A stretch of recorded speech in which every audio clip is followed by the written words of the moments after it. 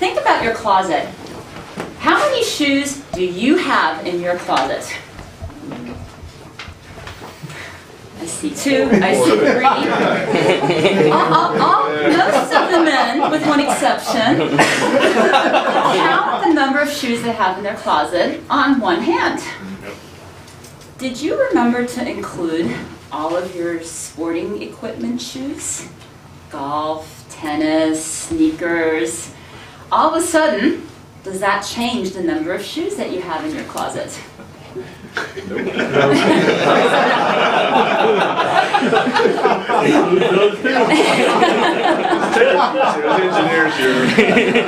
Well, you might think that with a hobby like dancing, and I know what you're thinking, dancing as in tap and jazz and performance dancing, you might think, you just need one pair of shoes. But think about most of these sporting companies, Nike, Adidas, they make their money because you need a different shoe for tennis, for soccer, for long distance running, for hurdling, you name it, there's a shoe for it. Guess what? It's the same in dance. There are a lot of shoes, which explains why I have just a few shoes in my closet.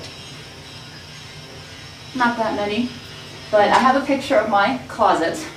This was working until the time of the introduction.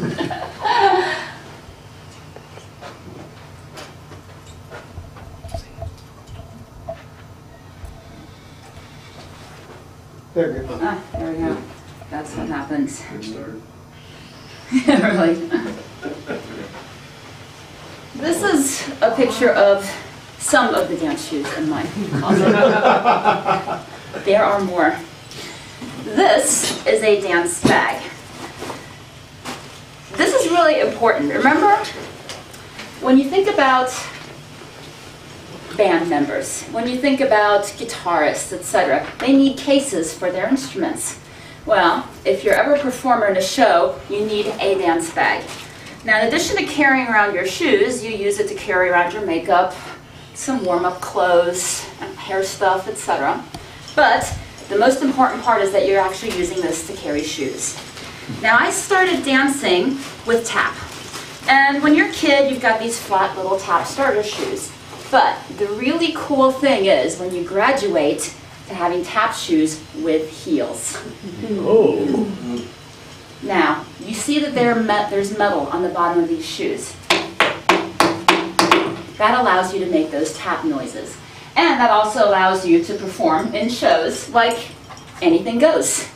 I was about 20. But it's very exciting to have these. And of course, you have to make sure that you have to have the right color. So in this case, these are more skin colored. For a black outfit, you need the black. Then you've got various shades of beige, etc., etc. You're beginning to see why my shoe closet is so huge.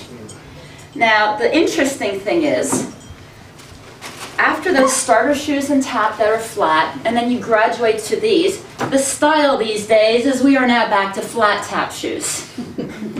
But notice the difference here, because you have a very small heel, so the sound that you make is not as loud as the sound that you make with these. So these are now my tap shoes of choice, and these are extremely, extremely well worn. I haven't found them in a color other than black yet. That's the only drawback there. Now the next thing is, you can't just do tap. Usually as a kid, you're also taking jazz and ballet. So these are jazz shoes. Now the mission to find these shoes is, more shoes, is that again, you need multiple colors, but then you need something that allows you to really point your toe. Now, they are all different types of shoes, and if you're ever going to go out and dance, I highly recommend this particular brand from London. But first you have to figure out what your shoe size is in the UK size. They have a nice little chart, but back when I ordered these actually, there was no chart. You actually had to call on the phone and have a long discussion about your shoe size and which shoes you're ordering and what the UK size is. But really important here is that you're able to turn. Now the other thing is, these are actually suede, allowing you to turn very, very easily. But of course, as you graduate and you start doing more shows, then again, you're graduating to the heels. Now, These are the actual shoes that I wore in a little show at Busch Gardens. This is actually from a poster when I was 19 years old. And we wore these shoes. Now they come like this. And again, they're high, so you have to work on dancing on your toes. But the thing is, with these, we ended up having to put rubber on our shoes. Because the show that I was dancing in was a German show that required us to go out into the audience and bring people up on stage to dance. And sometimes it was slippery. They served food in the Fest House in Germany. So we all had to go, the first thing that we had to do is get neolite put on our shoes so that we would not slip as we were going out into the audience and getting people up to dance. Now, of course, there are other kinds of dance shoes. You know, some of them I'm not really exactly sure what I was thinking. You know, these were jazz shoes. I think I wore them once. Now, in the meantime, I have graduated to ballroom. Now, of course, you need many shoes for ballroom as well. And I learned something in the meantime, that these shoes work really well for smooth dances, waltzes, foxtrot, because the toes are closed, so I can reuse them. Of course, that doesn't mean I didn't have to buy some more, because now that all of these have rubber on them, they don't work so well for ballroom. You need sway to be able to turn very quickly.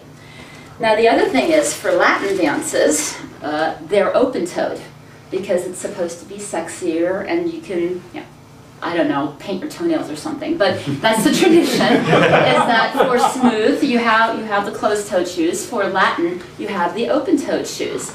So now, of course, as you can see, I have multiples of these as well. And I've got my eye on a pair of swing shoes that I want to use for the next routine. But ultimately, I'm all about dance. So I actually wore these shoes, and this was the final pose of a show that I did about a month ago. Notice that they're open-toed, so this was a rumba. But as I said, you can't have too many shoes, and dancing has really allowed me to fill my closet with even more dance shoes. And I've got my eye on a pair of silver ones that I want to use for my next swing routine. Madam Toastmaster.